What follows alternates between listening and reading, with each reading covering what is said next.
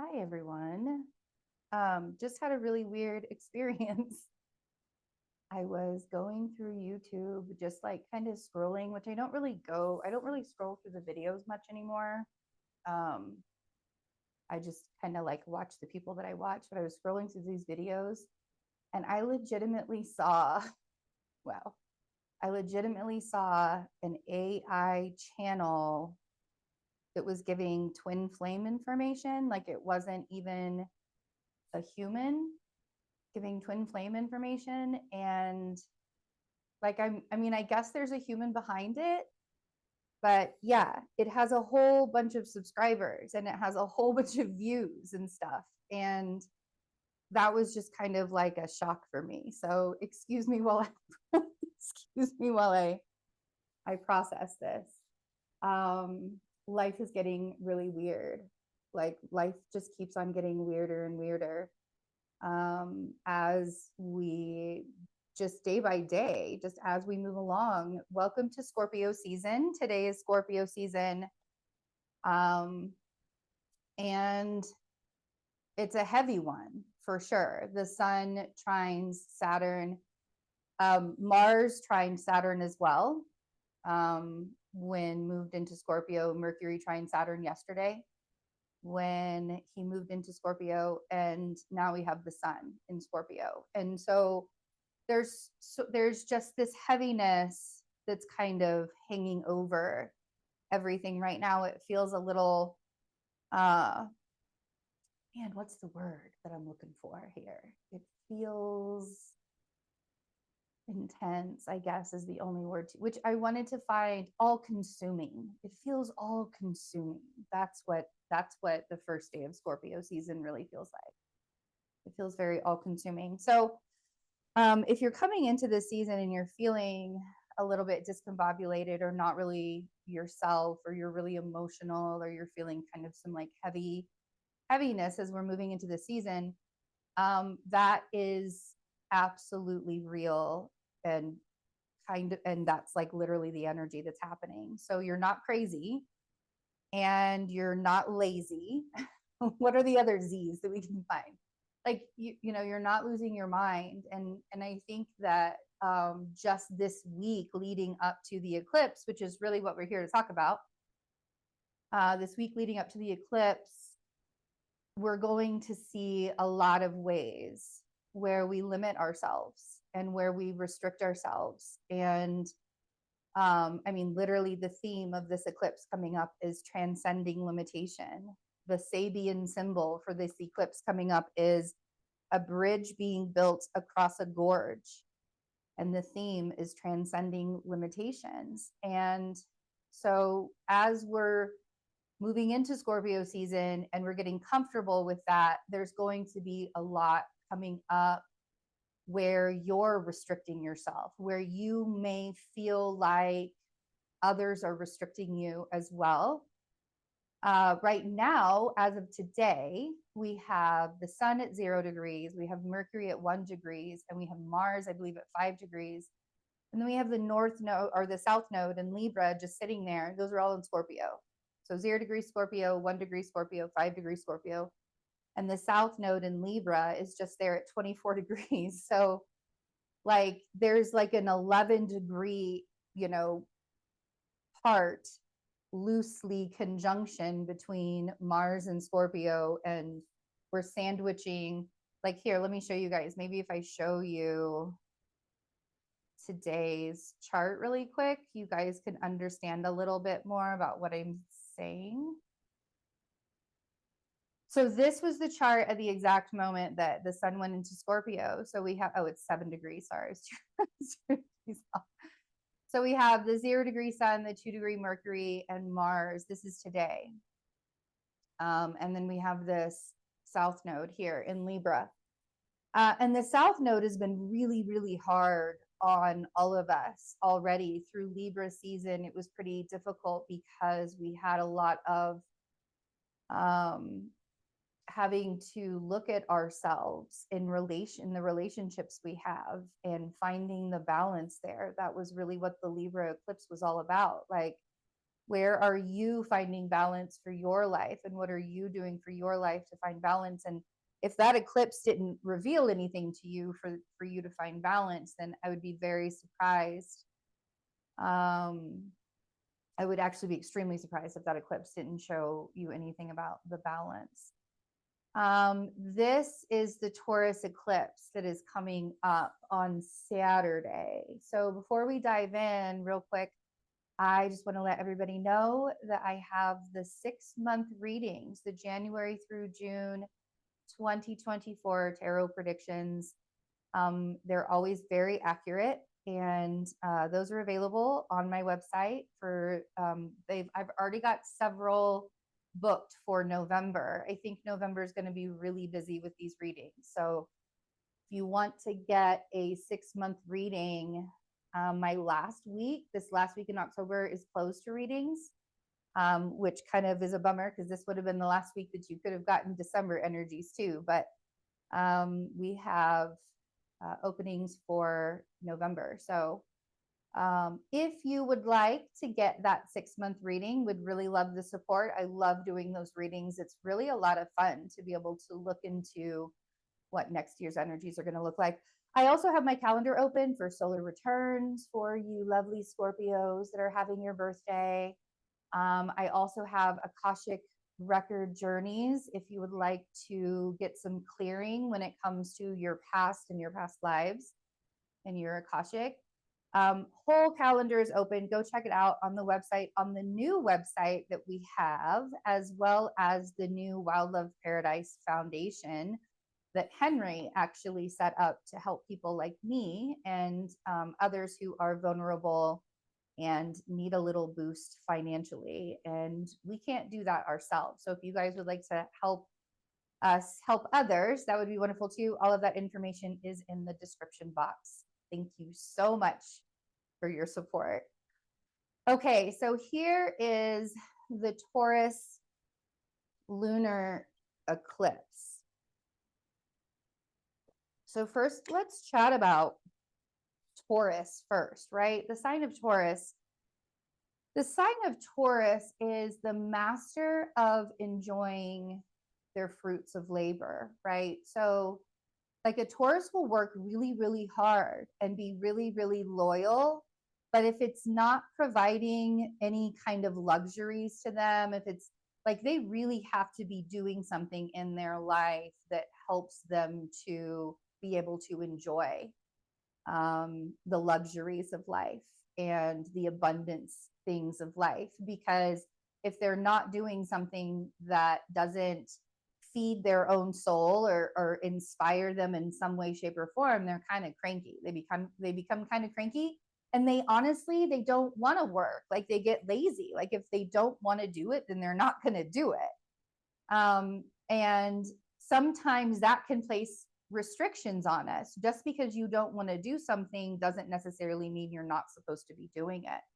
Sometimes the hardest lesson in life is having to live through things that you don't want to live. And sometimes the things that you don't want to do are the best things for you to do for yourself. And that's one of the things that this eclipse is really going to be teaching us, the transcending limitations, because we put restrictions on ourselves and we place limitations on ourselves, and we tell ourselves we can't do this or we can't do that, or we're not able to do this or we're not able to do that. And a lot of times that's based on the past. A lot of times that's based on things that we've done in the past that haven't worked out, or things that, that we have tried to do, just, things that we've tried to do in the past and it just didn't come into fruition. And I like to remind people, and my partner, Henry, likes to remind me too sometimes, like, you're not in the same energy that you were in the past. Maybe that thing didn't work in the past because it wasn't meant to work in the past. You were supposed to be doing something else, but now you're a different person. And you have a totally different energy, and you have a totally different outlook on life. I have a really good friend. She's a shaman, and she's a beautiful shaman, and she can transcend worlds like nobody's business. And recently she had to go back into the work field, into the corporate work field. And a lot of opportunities have come up for her. in going back to work as a waitress. And she enjoys that. And she's finding a lot of spiritual openings because of that. Like she's finding like the being of service. You know, Venus is in Virgo right now, right? So the being of service over here, I'm like, where is Venus? Over here in Virgo.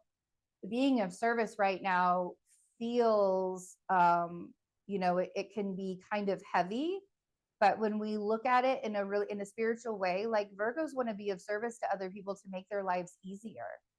That's like the most spiritual thing a Virgo could do, is to like make somebody else's life easier for them. I do what I do and give my astrology in ways that other people can understand and can kind of relate and resonate with astrology, because that's me being of service. I'm a Venus in Virgo. It's me being of service to all of you. And that's what we want to do, right? We want to be of service. And so it's a very spiritual experience to be of service, to a Virgo. So during this eclipse and the week leading up to it, there's a lot of, wanting to be desired and wanting to be loved and wanting to be appreciated for the hard work that we do. And we have this opposition here, and you can actually see it, even not the opposition directly, but you can see this cluster, and the opposition is starting to happen. So we see Mercury and Mars here, and the opposition to Jupiter at 11 degrees. Now, when we have the eclipse, Mars will be exact opposite Jupiter at 11 degrees.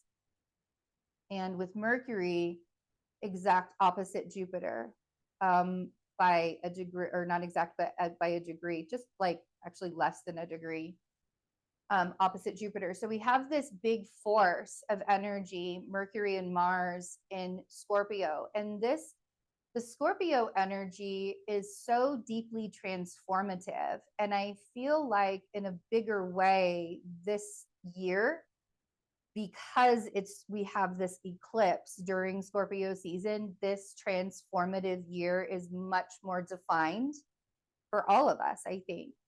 And so, having Mercury and Mars together, this can really result in arguments and fighting. And then we have the opposition, which is always a challenge. The opposition isn't as much of a challenge as the square is, but the opposition, where the square kind of brings us a challenge within ourselves, it's almost an inner challenge, which is always the hardest restriction to have. The opposition brings a challenge with other people. And in this particular case, you may find that you're getting into conflict with people, and it's helping you also to expand your awareness around how you feel about yourself and how you've limited yourself and how much you have created a box for you to live in. Like every day of my life, I have this burden that I live with, this limiting accessory that I wear inside of my body every single day. And I could 100% see it as a limitation. I really, really could, 100%. And it is a limitation in some ways. It doesn't let me do certain things that I really would like to do. But in other ways, I have this expanded awareness of what happens when my body is limited and where my gifts actually come from, because my gifts don't actually come from my body, right? So like I could limit myself in what I do because my body is restricted and limited, but I choose not to, right? If my body wasn't restricted and limited, man, I would just go, if I could go back in time, we won't get into that, but that's like honestly 100%, like my body wasn't restricted, I'd do anything. And that's really what this eclipse wants us to see. Like, what kind of mold are you breaking out of? What kind of limiting restriction are you breaking out of? What narrative and story have you been telling yourself for so long that you have kept yourself exactly where you are and what you're doing? And not allowing yourself to see that is going to make this feel like a pressure cooker, right? And just kind of like squeezing the hell out of you until you become aware of it and start to make some changes. But Mercury and Mars in Scorpio are also detective energies, right? And, you know, I kind of feel like there will be a lot of revelations that come out with this eclipse. I feel like, you know, having the Scorpio archetype, you know, the mystery of spirit and bringing that mystery of spirit into the physical realm, like we do, like Halloween, right? We all take that, the mystery of spirit and the mystery of the unseen, and we bring it into the physical. And, you know, and Scorpio wants to feel so intensely. And Scorpio energy will go to the edge of anything to be able to feel that intensity and to take away the limiting restrictions that they have with themselves. Scorpios will go to the edge of life to feel something and to take away the restrictions, right? Like we've heard the phrase still waters run deep. Scorpio is a fixed water sign. And when you have that fixed water just sitting there, think about how much it collects, how much gunk and how much algae it grows. And like without it moving and without it having a source to be replenished. And this Mars and Mercury opposite Jupiter here, that's the source.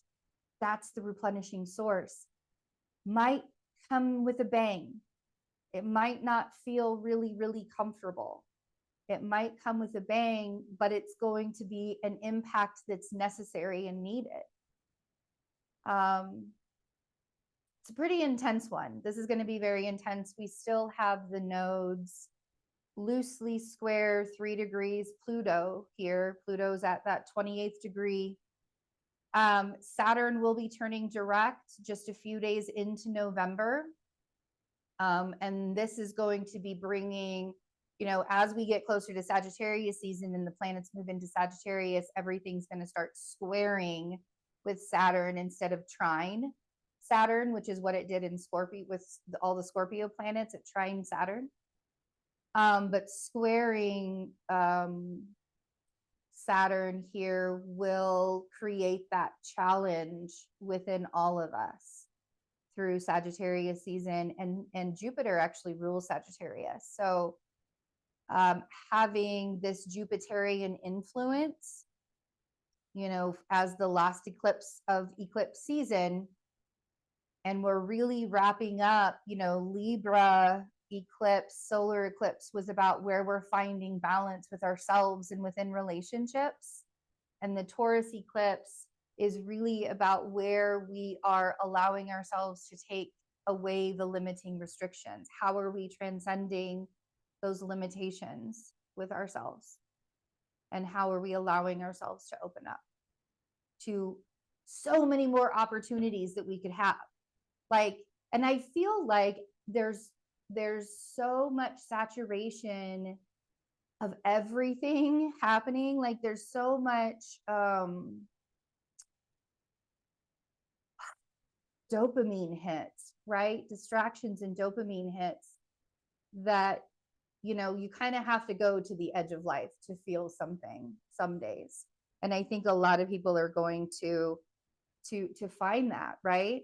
When we think about Taurus and the idea, like the archetype of Taurus, you know, originally was around, you know, sexuality and physical pleasure and just like the material, the luxuries of material, like food and, you know, just anything like soft materials and the way that lighting hits you just perfectly, right? Like there are so many Venetian and beautiful qualities of Taurus that have been distorted and that we've been distracted away from all of that. And really the vision of beauty has been invalidated in so many ways. And if you think about like, okay, so when we're thinking about Taurus, we think about goddesses like Aphrodite, right? And Aphrodite was she wasn't the kind of goddess that just sort of like rolled over and let things happen, but she wasn't the monogamous goddess either. And she just wanted, it's like she didn't, how do I want to put this? It's like she enjoyed the presence of love. She enjoyed the presence of being honored. She enjoyed the presence of being desired and savored, right? And she also knew what her worth was to get that. And I think that that's something that we all need to kind of think about right now, right? Like, as beauty has been distorted, we tend to think that certain people deserve more than others in life. When we're looking at those who have less than others, are we allowing ourselves to see that kind of perspective, or are we staying in that little judgmental box of, this is what, you know, it's like there's so many terrible things that are happening in the world right now. And I have my stances on things that are happening, but I feel like a lot of people are just trying to hide away and hope that it goes away, and just ignore it and hope that it goes away. But it's been a steady progression of intensifying and intensifying and intensifying, and it's not really going to go away. Like, eventually something's going to have to crack and something's going to have to break. And I feel like that's sort of happening in our own little individual worlds as well. And a lot of that is because of the limitations humans place on themselves, and the restrictions and the distortions, right? And so allowing yourself to be more aware of other people's perspectives, and allowing yourself to see where other people are coming from, and, you know, creating pathways of ease instead of creating pathways of stress for yourself and for others, right? Because we all know that we're working really hard, and we all know that we're doing the best that we can in a really strange human experience, you know? So if you come up against, you know, a lot of times oppositions happen with other people. I would be very, very cautious of driving this weekend, just because people are going to be driving a lot faster than usual with this Mercury and Mars conjunction here.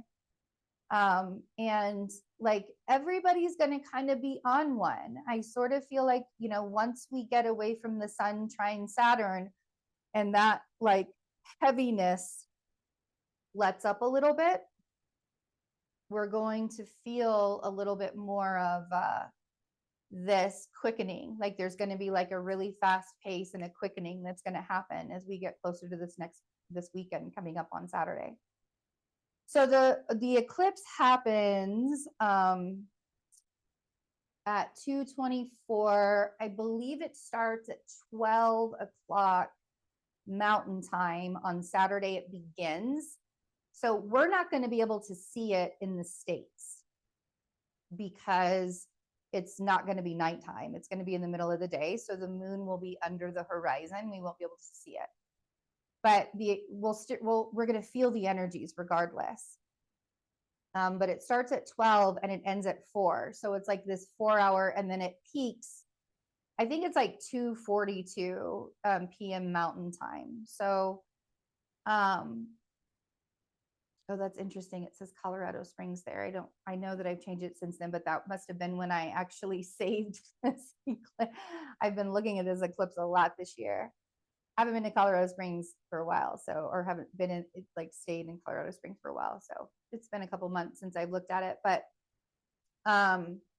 yeah, this is quite an eclipse that's coming up, and it really is going to be closing some chapters on a lot of stuff that we restrict ourselves in.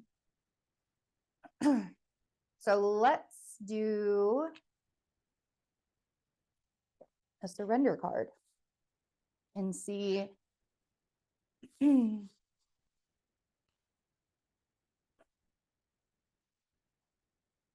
Let's see what it is that we all, surrendering.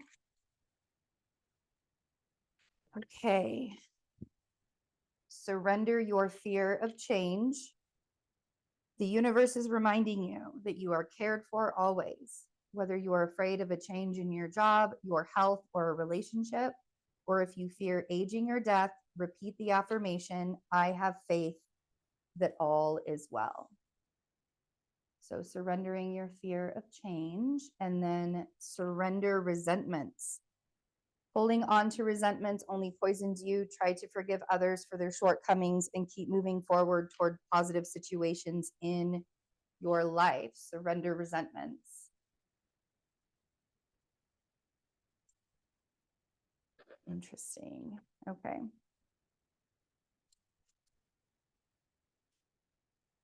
Wow, that 9 of Pentacles was very loud in the mid-month readings too. Like every single one of the signs got the 9 of Pentacles in it. And the 9 of Pentacles represents Venus and Virgo. So I'm not really surprised. I do feel like, actually that came out first. I feel like there's an opportunity right now for you to find abundance. Again, like I said, there could be some arguing that takes place during this eclipse, but this eclipse is meant to be breaking something open for you. I've been saying ever since the beginning of October that, if it's meant to stay, it will. Like October is going to be that month that really determines if your job, if your relationship, if, whatever it is that is kind of getting the lesson right now, if it's meant to stay, it will survive October. It will get through all of this really intense, heavy things in October. And I think a lot of people are kind of freaking out about like, oh my gosh, what am I going to lose? What am I going to lose? I don't feel like you're going to lose much. I don't feel like people are going to lose a lot of things as long as they're being honest with themselves about what it is that's holding them back. So we have the 9 of Pentacles. Look how pretty she is. We have the Knight of Swords. There's that Mercury and Mars, and the Ace of Wands, and there's Jupiter.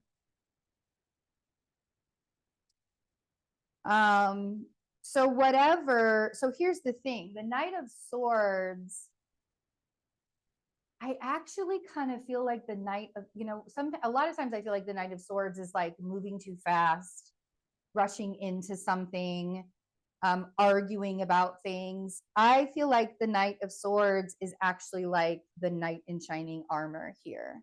And I feel like that's what the opportunity is that opens. I don't know that it's going to be a person. Like, don't quote me on like your knight in shining armor running in to save you. People are definitely going to be making space for that to happen. But the 9 of Pentacles is about being independent and abundant, right? All on your own. And there's something that's pushing you to do that. There's something that's saying it's time for you to, expand. And the universe is like handing these opportunities to you. But there's this rush when it comes to it, right? The Knight of Swords feels sort of like a rushing in of something. Maybe like this could actually be somebody coming in and giving you an answer on something that you've been waiting for a really long time. Bottom of the deck is the Magician. Love that. I do feel like this eclipse is going to simultaneously close and open doors at the same time, right? So that's what simultaneously means. Wow, I could just repeat myself. But with the Magician energy at the bottom of the deck, yeah, this makes sense. The Lovers on the 9 of Pentacles. This is about creating wholeness within yourself too. A Taurus eclipse will do that to you, because Taurus is naturally associated with the second house, and we associate our self-esteem, right, with all of that. The Lovers card for me doesn't always go towards relationships. Now, it absolutely could be a new relationship that's showing up in your life, especially with the Ace of Wands and 6 of Cups here. But also, I feel like the Lover's card is when you bring your masculine and your feminine energies together and you create this wholeness within yourself. And that Nine of Pentacles is sort of an outside manifestation of that. Then we have Judgment with the Knight of Swords. Like, it's time. It's time to take action. It's time to say the things you need to say. It's time to open yourself up to what needs to be expanded. Judgment is not necessarily something that just waits for someone to take action on something. Judgment is like, no, now. And if you don't do it now, then we all know the Tower also has a way of changing our situations. And then we have the Six of Cups on the Ace of Wands. I like this. It's a sweet little combination. I do feel like someone is for some of you, I think someone is showing up. Someone that you've had a soul connection with and for a very long time, or you've also felt like it. Please be discerning during this time. Don't jump into anything too quickly, even if they feel like a soulmate or twin flame.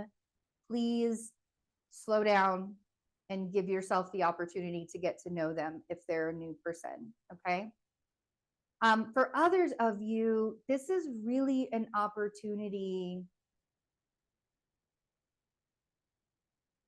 I really want to say this is an opportunity to bring some childhood play back from the past in some way, shape, or form. But others of you are in a relationship already and just need to have like the spark reunited, and could be seeing that happening also during this eclipse.